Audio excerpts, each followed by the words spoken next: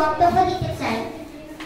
সম্মানিত শিক্ষক শিক্ষিকা বোনেদের আমার প্রণাম এবং প্রিয় বন্ধু বান্ধবদের আমার অনেক ভালোবাসা ও শুভেচ্ছা জানিয়ে বক্তব্য শুরু করছি।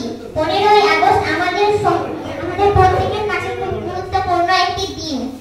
আমরা 15ই আগস্ট পালন করতে প্রস্তুত ও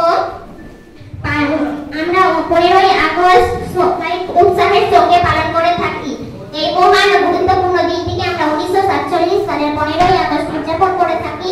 এই মহান ও গুরুত্বপূর্ণ দিনটিতে আমি মহান বিপ্লবীদের স্মরণ করার সুযোগ পাই।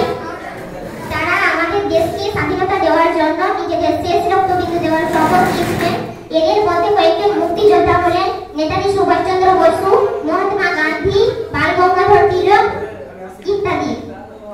এই দেশে একসময় চলেছিল ইংরেজদের শাসন, যার প্রতিবাদে উঠে এসেছিল সমগ্র ভারতবাসী এবং চালিয়েছিল প্রভু